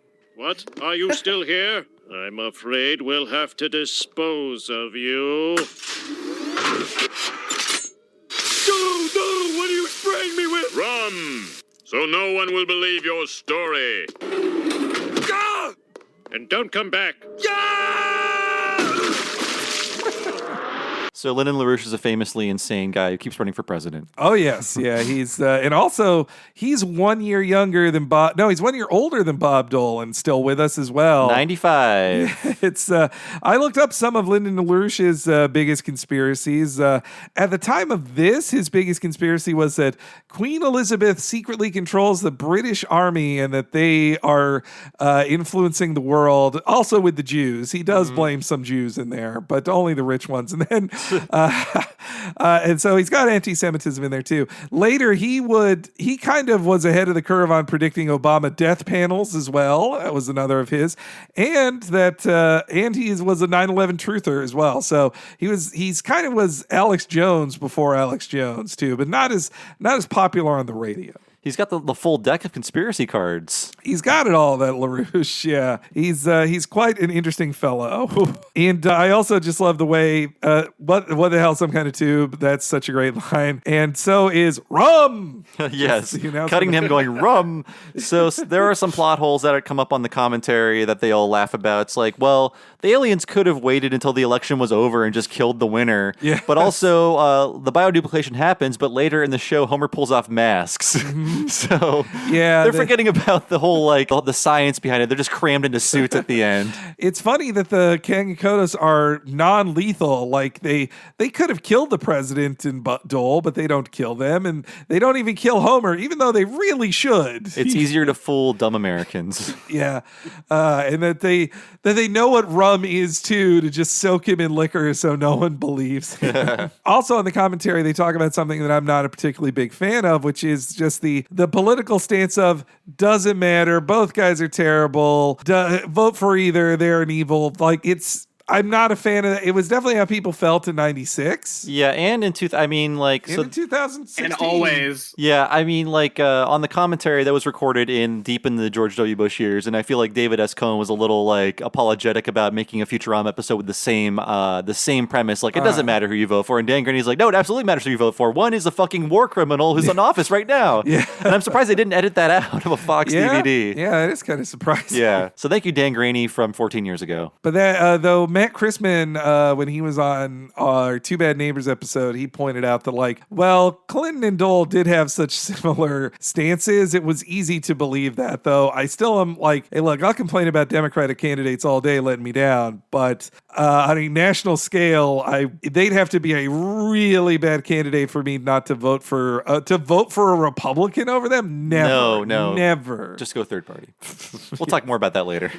Yeah. So they throw Homer out, and this is just all clips. I'm sorry. It's pretty much every line of dialogue from Citizen Kang I clipped, but it's worth it. These aliens campaigning is the greatest. Ket Brockman here with Campaign 96. America flips a coin. At an appearance this morning, President Clinton made some rather cryptic remarks, which aides attributed to an overly tight necktie. I am Clinton. As overlord, all will kneel trembling before me and obey my brutal commands. End communication. That's Slick Willie for you, always with the smooth tongue. March! There I was. I had just caught the largest fish you'd ever seen when I was abducted by a flying saucer. Sure you were, Rummy. That's one of the creatures. Senator Dole, why should people vote for you instead of President Clinton? It makes no difference which one of us you vote for. Either way, your planet is doomed. Doomed!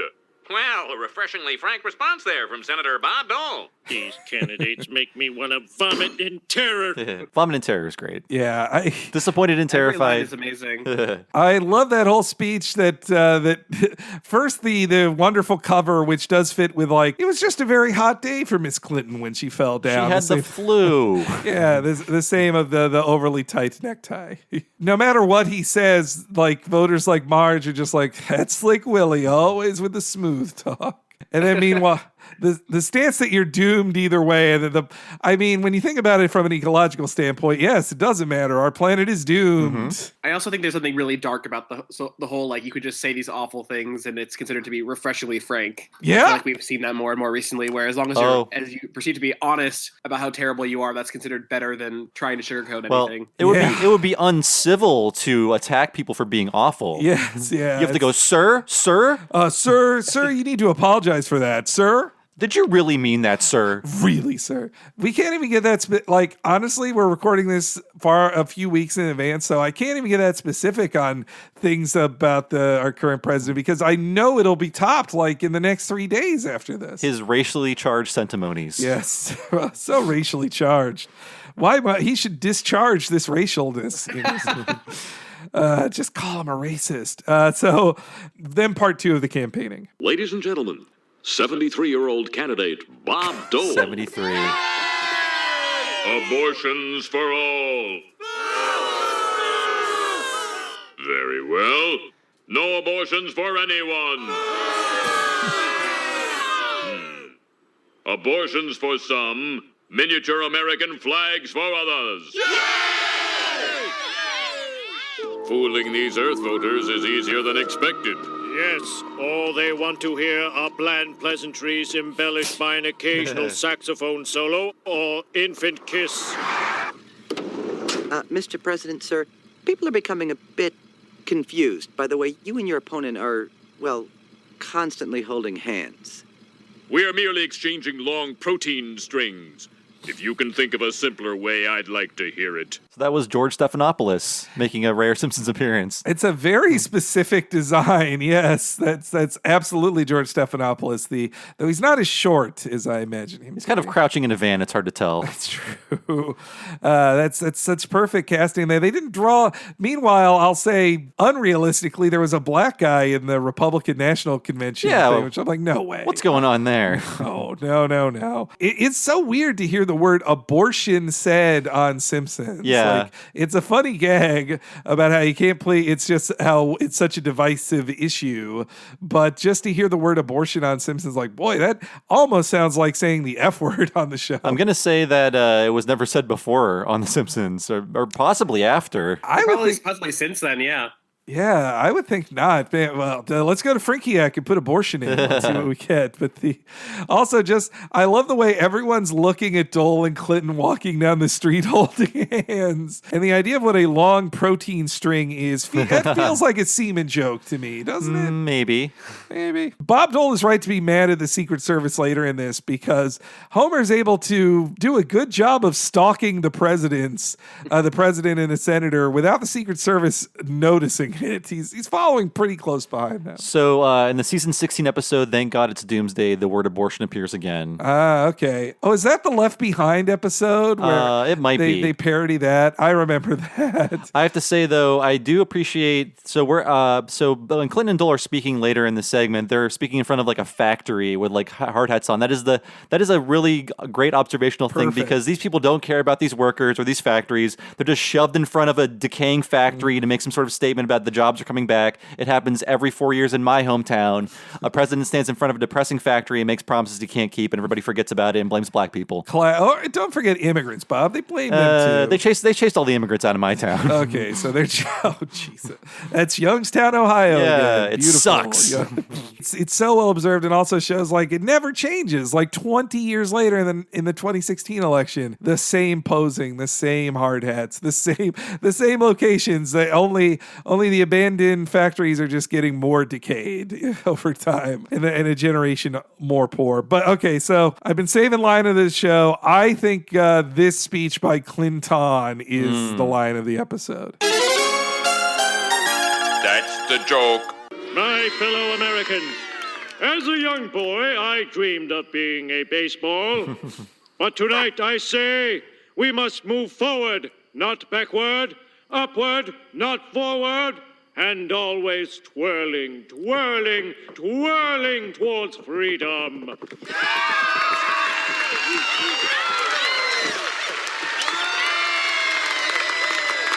Stop! Those candidates are phonies!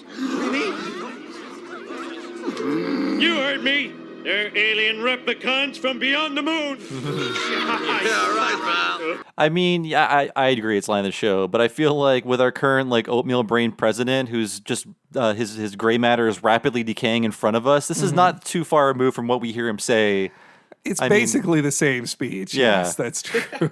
Well, though he would brag that he was the greatest baseball player ever. Like he's like, oh, I could have been pro. I'm not doing. He would say, "There's never been a better baseball player than me." Never been. You ask everybody, they'd tell you the same. But I just love the little pause after like, I dreamed of being a baseball.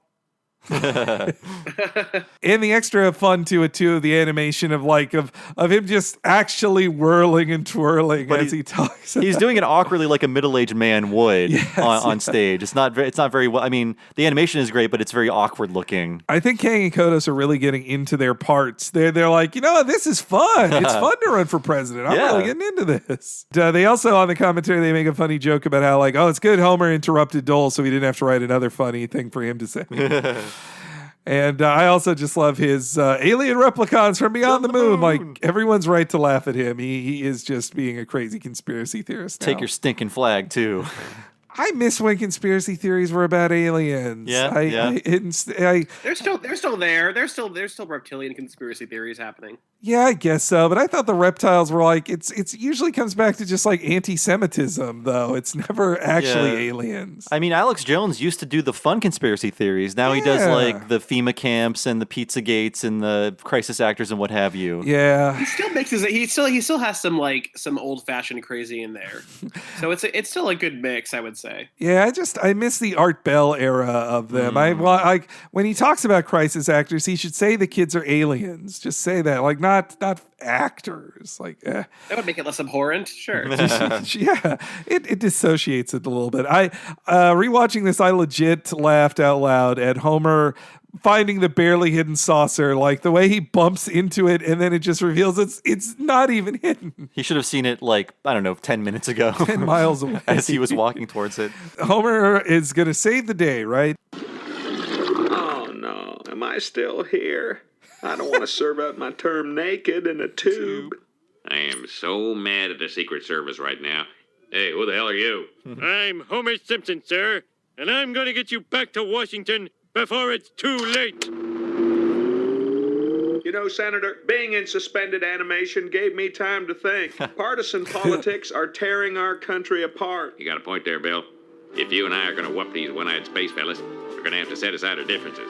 Together, we can lead America into a new golden age. Friend, you got a deal. Homer, let us out. It's time to tear those aliens a third corn shoot.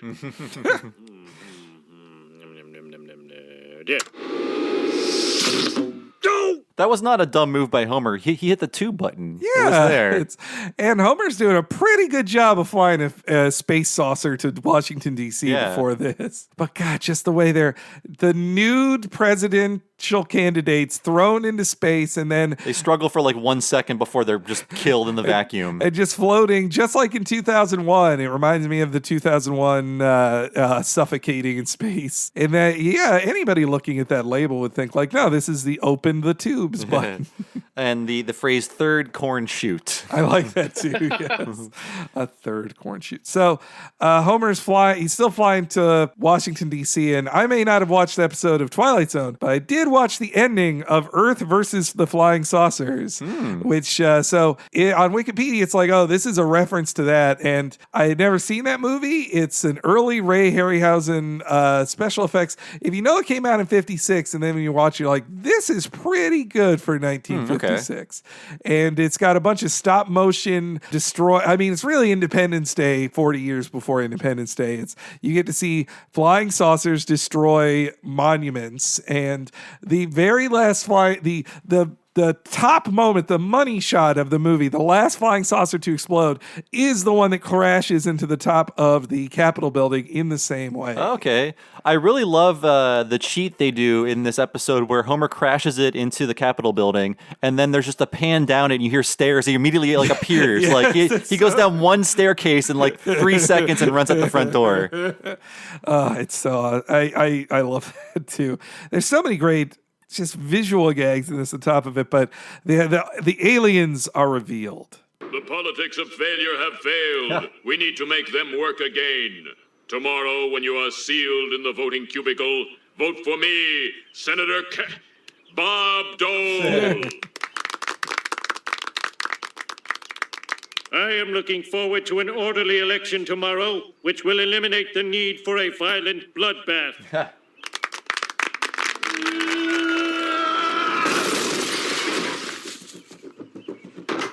America, take a good look at your beloved candidates. They're nothing but hideous space reptiles. Yeah, we heard the nice stare and then a normal door opening sound. Yeah, from the Capitol. And they just reveal hideous space reptiles. That does fit with the lizard people. Yeah, exactly. And I like how they're kind of their eyes are sheepishly looking from above their collars. Uh-oh. It's kind of cute.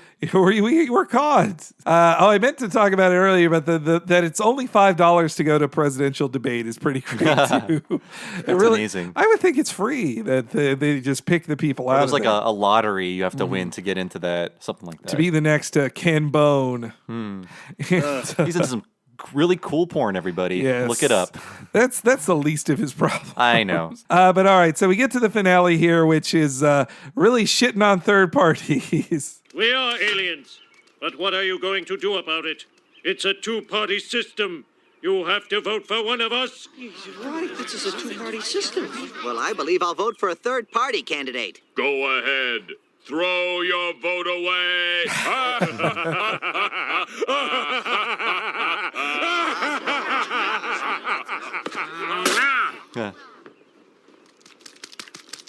All hail President Kane!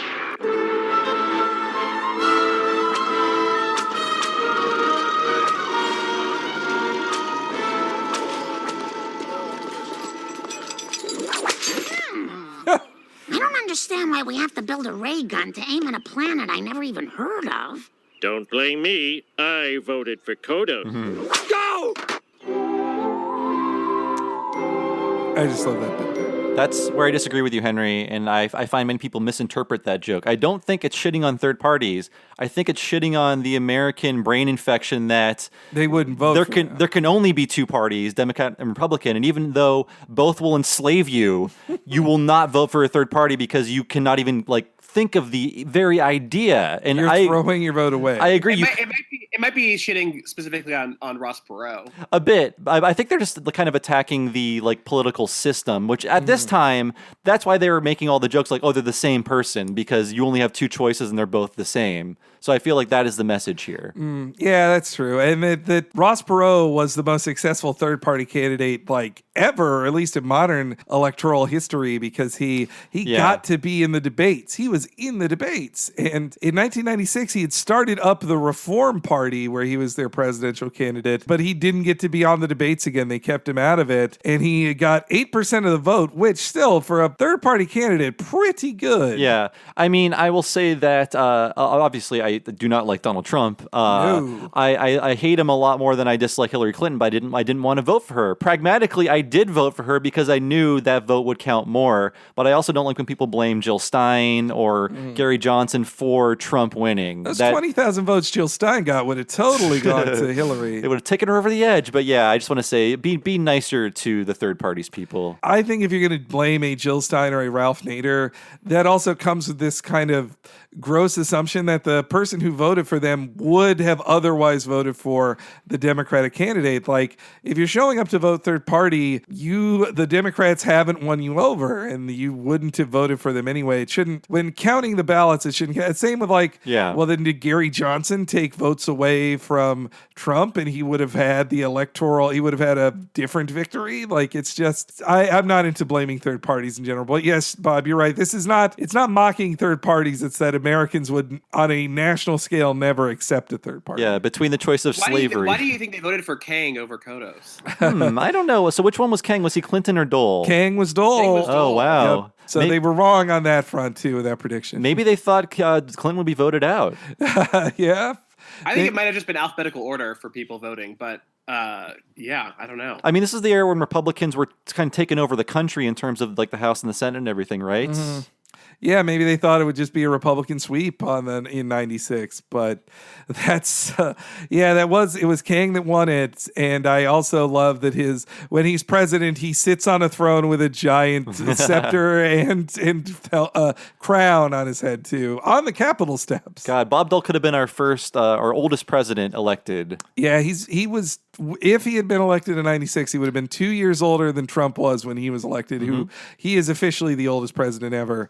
And also though I love the alien flag design. That's so beautiful. That is great. Yeah. They went that far. Just the colors on it. And yeah, I also love as a last line of the show, don't blame me, I voted for Kodos, which is such a great, ridiculous line because it's so cynical and fatalist, but I love it. I'm just well, yeah, if you voted for Kodos, you'd be doing the same thing. You don't act fancy when you're don't blame me, I voted for this person. I've seen that on a bumper sticker before. It's a good one. I'd get that before the coexist bumper sticker. Oh, yeah. So Lewis, any final thoughts on this Treehouse of Horror? I just think that this segment is so much more depressing than I remember it being. But then what isn't in 2018? Yeah, it's true. The past 2 years have put a certain stink on certain things I used to enjoy a lot more. In the Obama administration, everything, really. Yeah, everything. Basically everything existing. In the Obama administration, I could watch political satire like, say, this or Dr. Strangelove and just kind of laugh with a certain remove of well, we're past that now. Yeah. And not so much anymore. And that was just my brain problem anyway at the time. It was just I don't know. There were things to be mad about under Obama as well, but it just seemed... It was better to think everything was fixed. Yeah. So, Lewis, we'll do our own plugs once we're off the air with you, but anything you want to plug right now? Follow me on Twitter at Lewis Peitzman. Read my articles. I don't know. Fave my tweets if you want to. That's about it. I mean, one of my couple of my favorites. I really like your recent chat about the SpongeBob musical and how amazing it is. I stand the SpongeBob musical. I will defend it to the end of the earth. I think it was robbed of Tony Awards, and I am not over it. Oh, man. And also, you've done multiple great articles on Nightmare on Elm Street 2, and especially your oral history of it is one of my all-time favorites of the stuff you've written. And I wish we had you on for the last year's Treehouse when we talked about Freddy Krueger. But what did you think of that? Was that a good Freddy Krueger parody? Yeah, I think that I actually watched that before I was into Nightmare on Elm Street. Like, I was familiar with it, but I think that I watched that when it aired, and I don't think I'd actually seen a Nightmare on Elm Street movie at the time. But in retrospect, it's very well done. Well, awesome. Well, thank you very much. Yeah, we'll have you back for sure. Thanks for having me. So thanks again to Louis Peitzman for being on this episode. It's been great, folks. Let's talk about the Patreon super quick to let you know how this entire network is funded. Just go to patreon.com/TalkingSimpsons to find out how you can help. We have so many different levels. $5 level is very popular. There's over 100 bonus podcasts you probably haven't heard waiting for you right now as soon as you sign up. So check it out. Stuff like Talking Futurama and Talking Critic. What's our most recent bonus stuff, Henry? Well, at this time, since we're starting season 8, we just did our season wrap-ups for season 7 and the deleted scenes. So in audio form, you can listen to us chat about the deleted scenes and how good or not good maybe they were. Plus, if you're at the $10 level, you can watch the video version of that of me and Bob chatting over it, and you can see the deleted scenes there. And of course, our season 7 wrap-up where we talk about all the news and events that happened to The Simpsons during that year. Yeah, and be sure to check out our interviews with people like David Silverman and Mike Reese and Nell Scoville, all exclusive to the Patreon. Sign up and you'll get to hear all of those immediately. But thanks a lot, folks, for listening. Be sure to go to patreon.com/TalkingSimpsons. As for me, I've been one of the hosts, Bob Mackey. You can find me on Twitter as Bob Servo. My other podcast is Retronauts. It's a classic gaming podcast every Monday and occasionally a bonus episode on Friday. Just go to retronauts.com or look for Retronauts in your podcast machine. We've been going on since 2006. There's so many topics we've covered. I'm sure you'll find something you'll like. Just dig it up and find it, and then subscribe. I think you'll like it. Henry, how about you? I'm HENREYG on Twitter. You can follow me there for all the updates on when stuff goes live. So when we do bonus content on the Patreon or do regular episodes or even tease some of the cool stuff we're doing, like our, I guess when you're listening to this, we might actually be in Los Angeles doing our cool LA trip stuff. I'm selling out right now. So check all that out on my Twitter, HENREYG. Thank you so much for listening. We'll see you next week for You Only Move Twice with some very special guests. We'll see you then.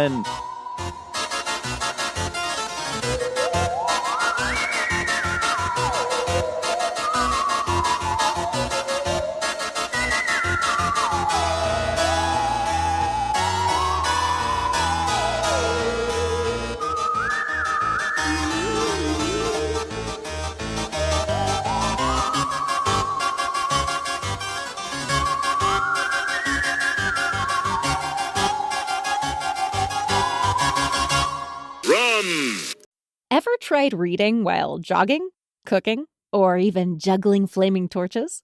Yeah, it doesn't end well. But with audiobooks.com, you can conquer books without the circus act. Dive into over 450,000 titles, including more than 10,000 free ones. Get hooked on a bestseller, find your next obsession, or finally read that classic you've been avoiding since high school. And here's the inside scoop. Sign up today for a free 30-day trial and snag your first 3 audiobooks on the house. Sign up for your free trial at audiobooks.com/podcastfree today. That's audiobooks.com/podcastfree.